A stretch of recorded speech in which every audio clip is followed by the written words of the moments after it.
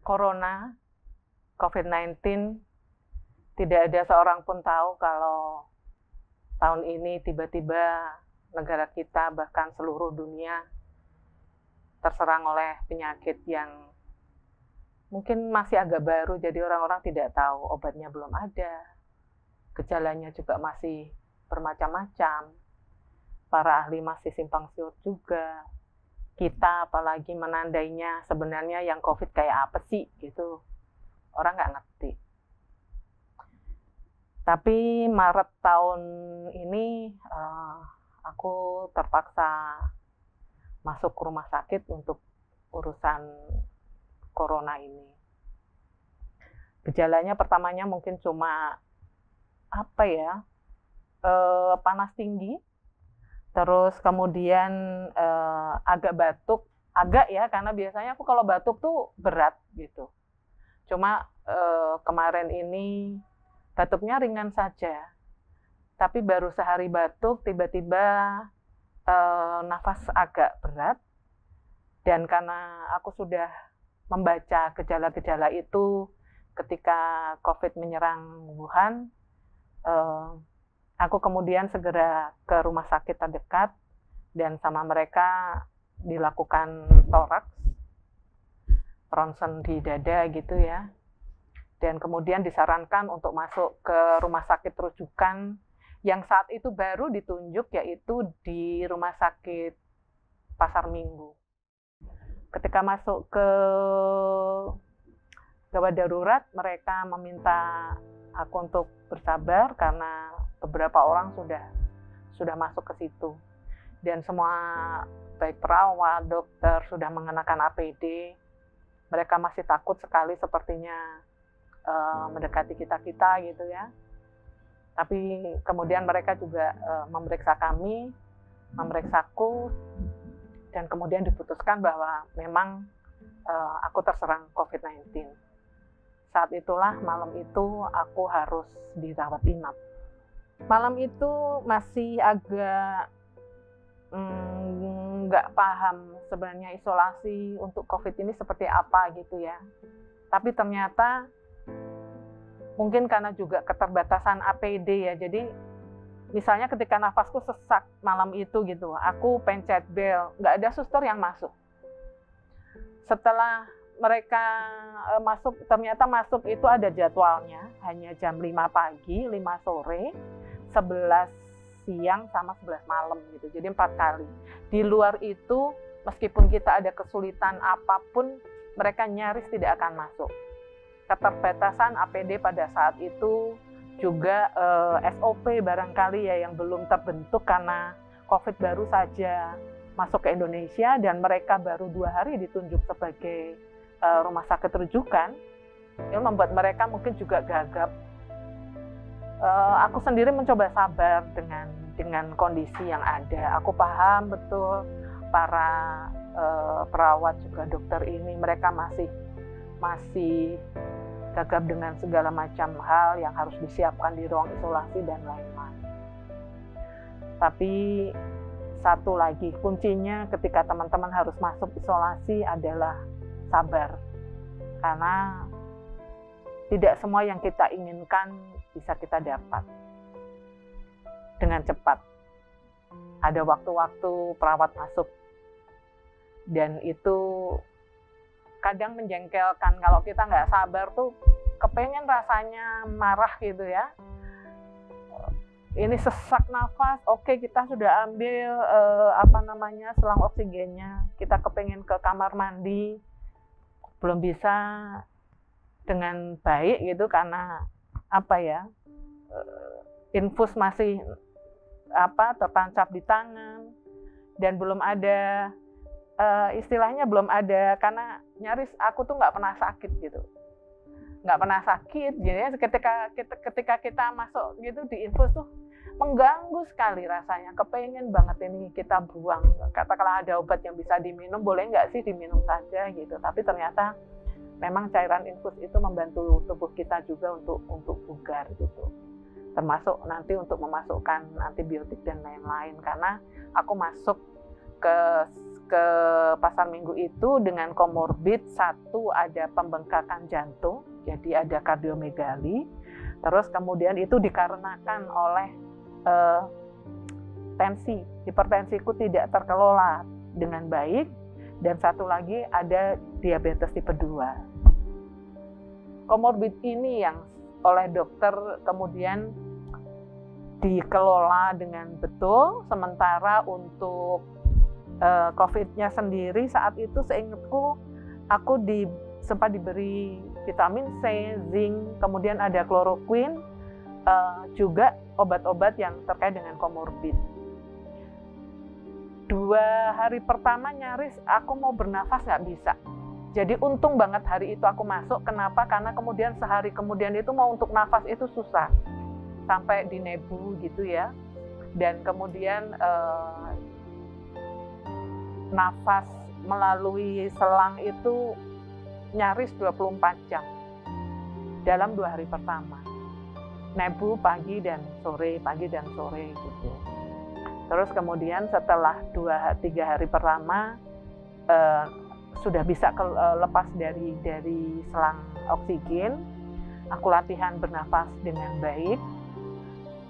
Ada penafasan yang biasa diajarkan oleh salah satu kolega, itu bernafas dengan cara buteko, jadi melalui hidung saja gitu, dengan menggunakan diafragma. Aku coba, jadi selama 2 hari ini nyoba itu, tapi nggak kuat pakai lagi oksigennya.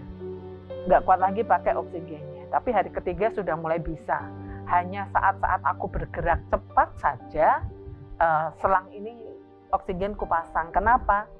Ternyata selama terserang itu aku bergerak terlalu cepat, bahkan makan terlalu cepat, ngunyah itu langsung engap, langsung nafas menjadi sesak. Jadi kudu pelan-pelan. Hari ketiga mau jalan ke kamar mandi gitu ya, mesti pelan-pelan banget. Karena kalau kecepatan sedikit langsung ngap lagi. Padahal kepengennya kalau ke kamar mandi kan nggak mungkin bawa selang oksigen, ku bawa ke kamar mandi kan nggak mungkin. Jadi oke, pelan-pelan banget. Jalan tuh kayak tahu hewan apa itu? Sloth. Hewan yang pelan-pelan banget bergeraknya gitu. Mau ke sana saja gitu sampai bergerak lama gitu. Itu yang terjadi kepadaku saat hari-hari pertama dirawat di rumah sakit Pasar Minggu.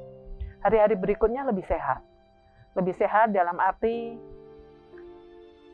tubuhku lebih bisa beradaptasi.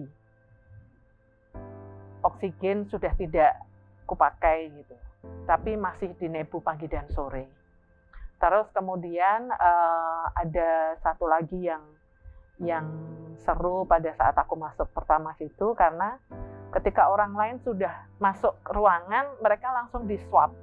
Aku sampai hari kelima belum di swab juga. Jadi rasanya ini gue ngapain di sini gitu. Kalau nggak tahu bener nggak sih aku kena COVID atau tidak, toh taunya kalau sudah di swab gitu ya. Waktu itu belum model ada rapid test, jadi ketika masuk rumah sakit langsung swab aja gitu. Yang lain-lain di swab, aku nggak sampai hari kelima. Sampai aku bilang pada suster, kalau sampai besok pagi aku tidak di swab juga, aku akan cari cara gimana caranya aku akan kabur dari sini. Nggak tahu apa memang labnya memang jatahku besoknya atau gimana, atau suster nyampein ke dokter atau gimana, besoknya aku di swab juga gitu. Rasanya nggak lucu dah di swab, kalau bisa jangan. Bayangin aja ada cotton bud gitu ya, bentuknya kayak cotton bud aja kok, tapi pegangannya tuh agak panjang. Kalau cotton bud pendek, ini agak panjang. Itu dimasukkan ke hidung, terus diputer 10 kali putaran. 1, 2, 3. Aku tahu 10 putaran kenapa? Karena si perawatnya, si orang labnya tuh ngitung. Dilepas.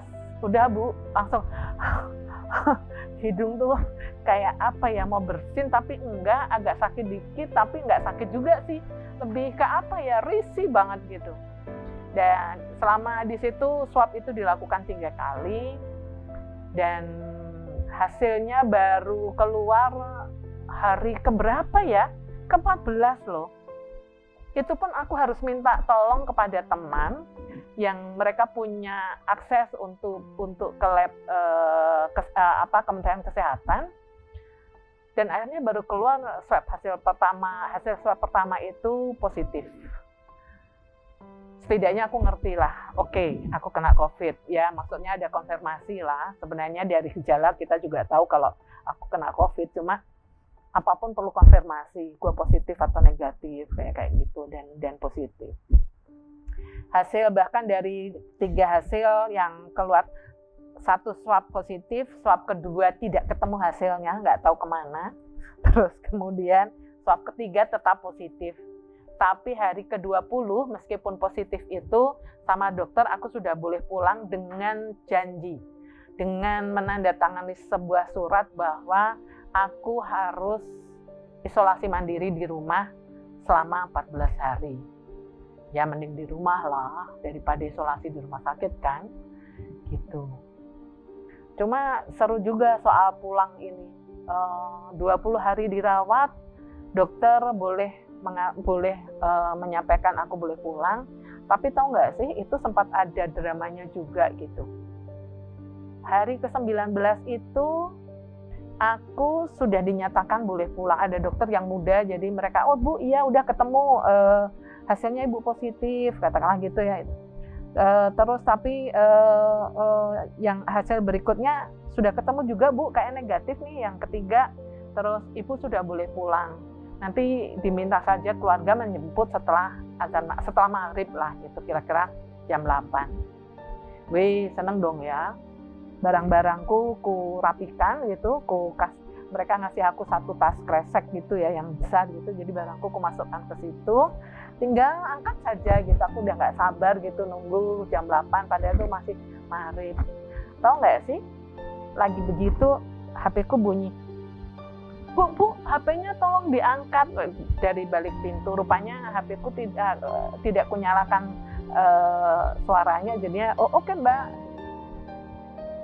Bu, kayaknya dokternya tadi menyampaikan salah info, yang negatif bukan Ibu masih positif, jadi Ibu masih dirawat lagi.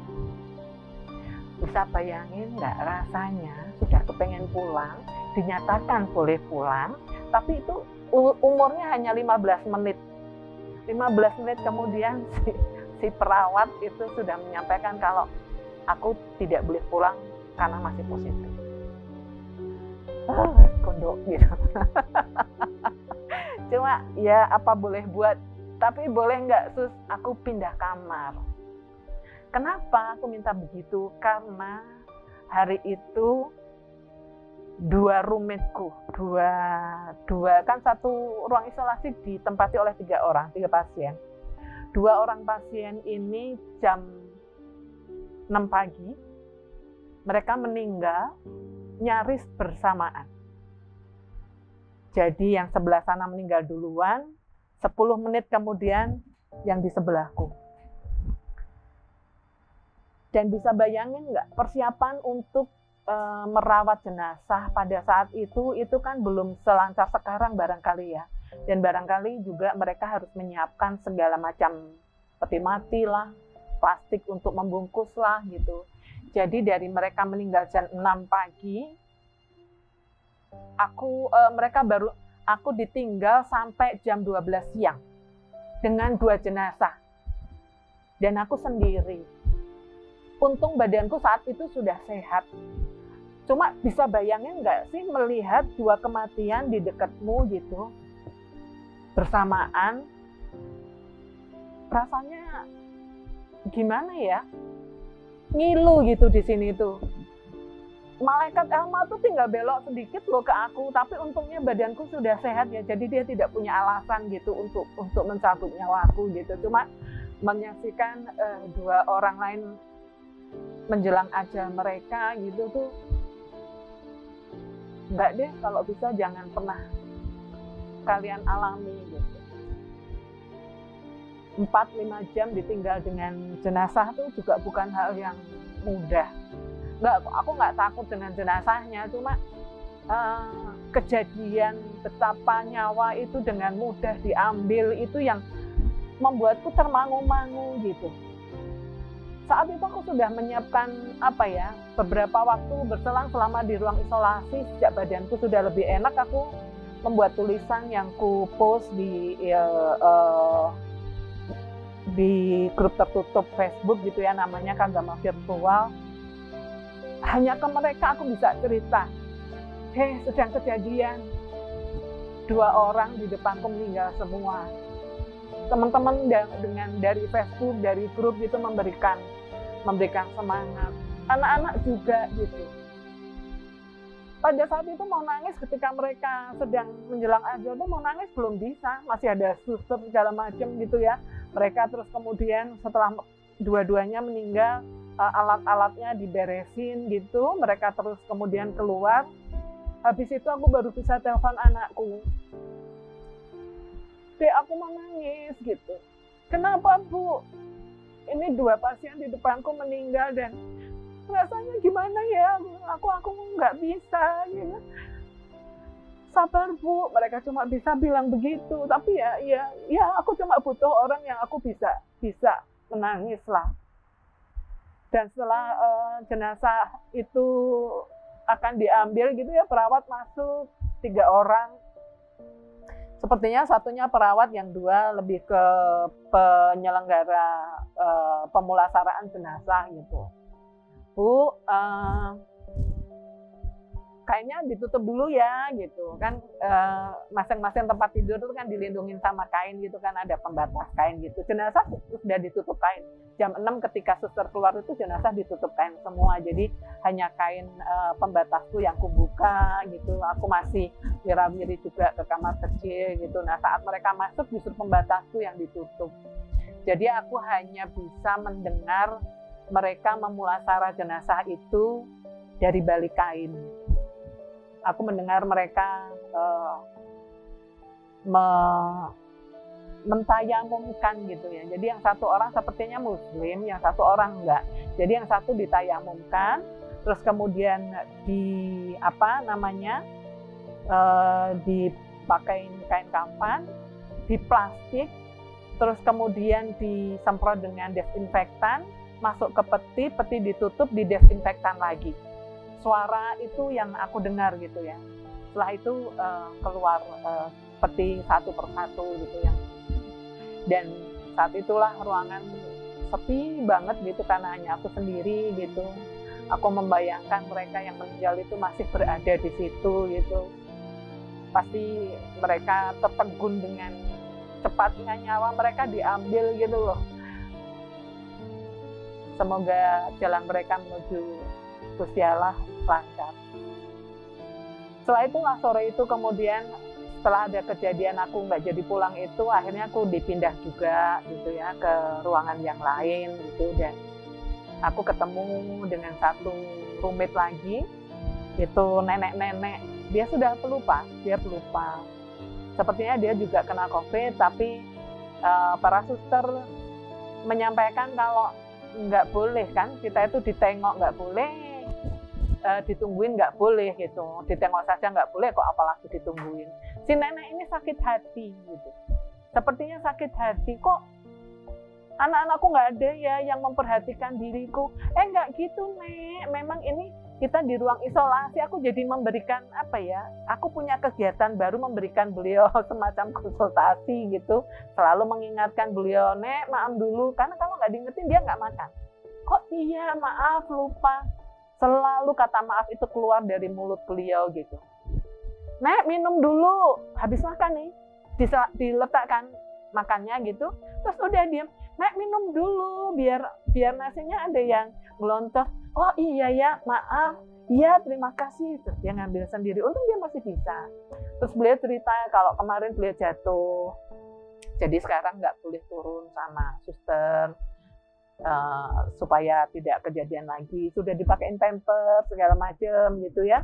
Dan dia nggak nyaman gitu. Setiap kali aku mau pup tapi nggak enak, nanti kasih yang susternya gitu. Loh Nek, nggak apa-apa, itu sudah tugas susternya, jadi harus ngingetin lagi. Cuma aku membayangkan, andai kata aku yang jadi dia gitu, aku juga akan mengalami hal yang sama gitu.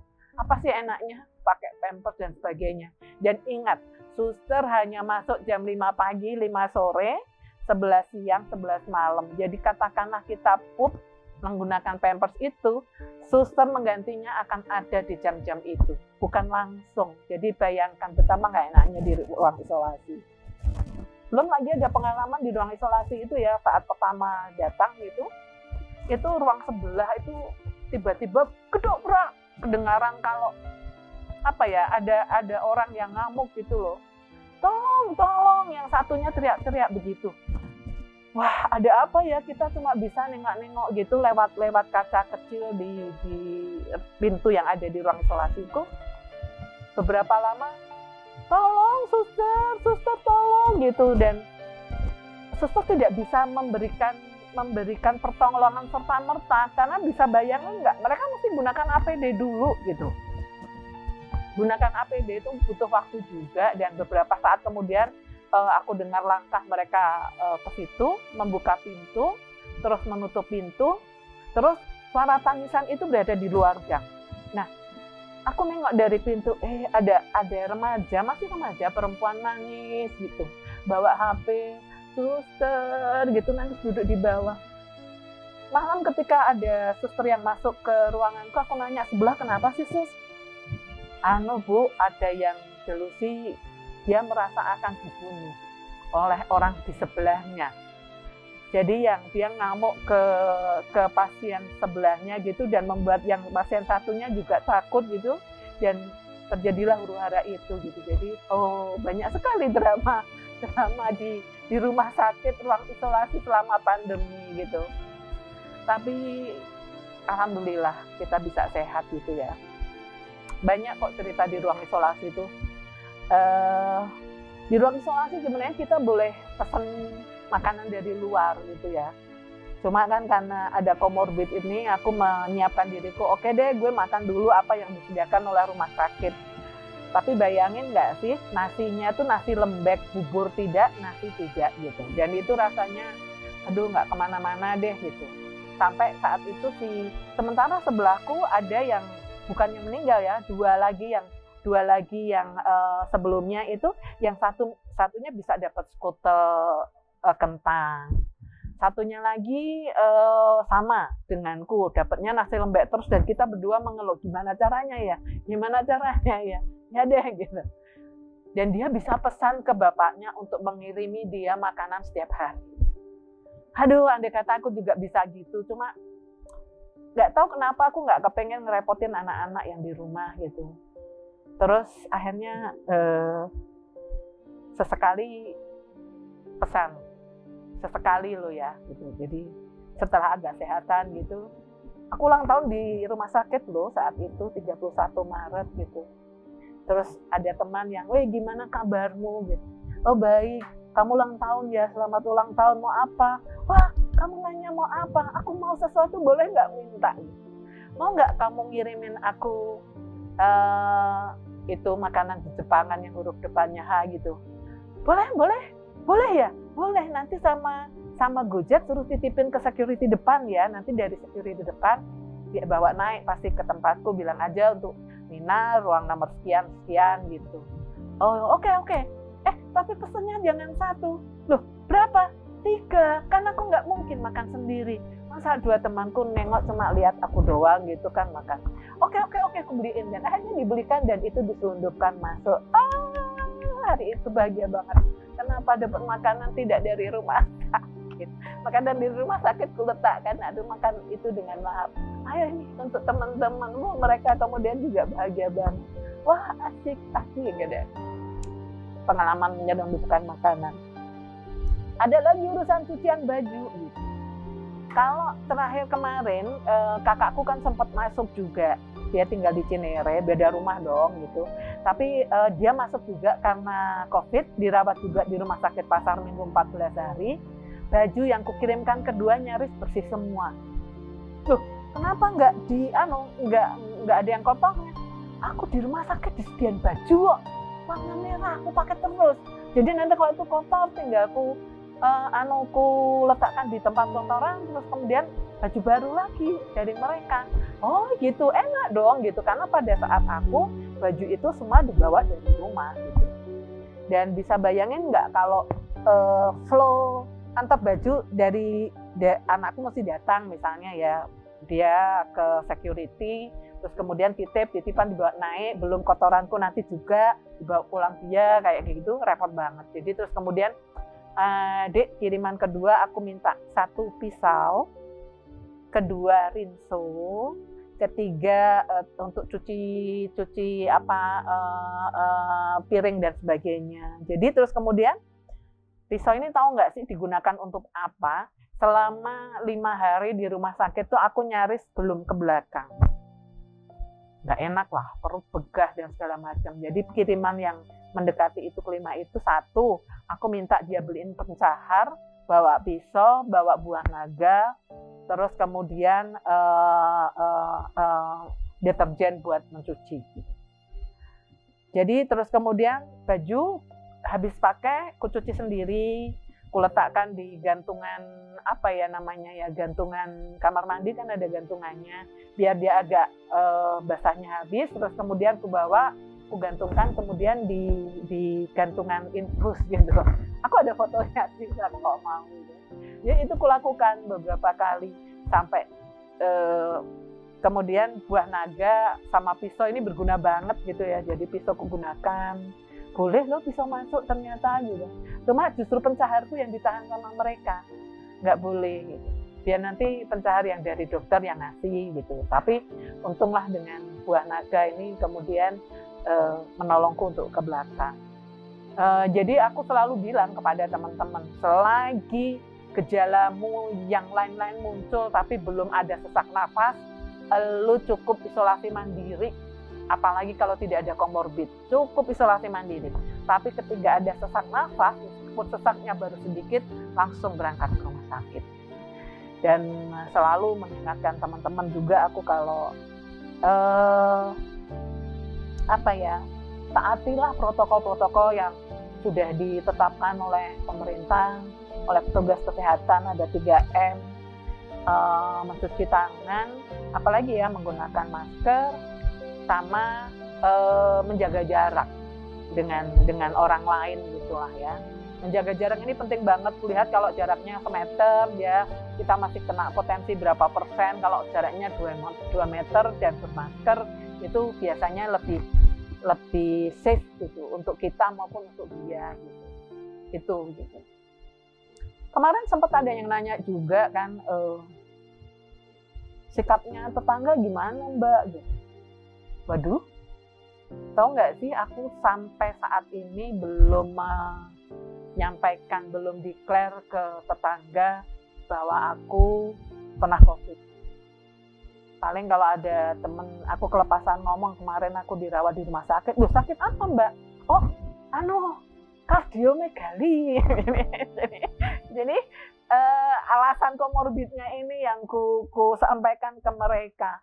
Nggak tahu kenapa ya mau menyampaikan kalau aku kemarin kena COVID gitu kok nggak enak ya. Padahal kemarin sempat ada yang COVID dan mereka nggak antipati banget loh gitu. Cuma rasanya kok nggak enak gitu mau menyampaikan ke mereka COVID gitu. Mungkin aku khawatir nanti kalau apalagi pas masuk tuh sampai bilang ke anak-anak bahkan yang minta nggak usah ngomong-ngomong kalau ibu COVID ke tetangga-tetangga, kan ada ya grup segala macam gitu, nomor telepon tetangga juga beberapa ada, nggak usah ngomong nanti daripada kita yang diusir. Hah? Oh iya ya, saat itu kan Maret tuh kan Indonesia baru pertama banget kena COVID ini, kasus COVID baru pertama gitu. Ya juga ya, kalau aku nanti kelepasan ngomong sama mereka, bisa jadi nih mereka yang terusir, bukan aku udah di rumah sakit gitu, cuma bisa jadi mereka nanti yang terusir. Tapi tahu nggak sih, kan setelah agak sehat, maksudnya ketika nafas sudah baikan gitu di rumah sakit itu aku menulis setiap hari, aku memberikan tulisan ini bukan kok tulisan mengeluh aku kena COVID, enggak, gue kena COVID tapi begini loh. Jadi aku justru memberikan di akhir tulisan itu selalu aku menyemangati teman-teman. Jadi Ayo yang nanti kena yang sama siap-siap, semangat, nggak boleh patah arang gitu. Dan tulisan itu sudah sampai 8 episode di grup tertutup, sehingga aku agak tenang karena nggak mungkin dibaca oleh umum. Nah, 8 episode ini aku share ke grup keluarga, bener-bener keluarga inti gitu, karena terdiri hanya dari kakakku sampai adikku gitu ya. Tapi tahu nggak sih, sehari kemudian ceritaku itu diposting di Facebooknya dia. Ojo ngeyel katanya, maksudnya ojo ngeyel, ikuti protokol gitu. Ini kesaksian adikku Nina, silakan dibaca biar kalian bisa belajar gitu. Maksudnya dia begitu. Ketika itu, aduh, yang namanya anakku tuh langsung nanya gitu, anakku yang paling kecil, ibu tuh maunya apa sih? Hah? Apa maksudnya? Ya kayak gitu diomong-omongin. Ngomongin apa? Lah itu di tulisannya Pak De, teman-temanku sekarang jadi tahu. Oh ya, aku baru nggak kalau kakakku share itu. Mau ku minta menurunkan lawang sudah. Ya semua yang di internet cepet ya. Kita turunkan, yang sini sudah menyebar kemana-mana gitu. Jadi terus kemudian, oke, barangkali memang sudah waktunya tulisan itu dibaca oleh umum gitu. Karena baiklah, aku mesti kuat saja kalau misalnya ini juga terbaca oleh tetangga, sementara anak-anakku terus kemudian menjadi agak apa ya, mungkin tidak marah ya, tapi mereka kecewa gitu.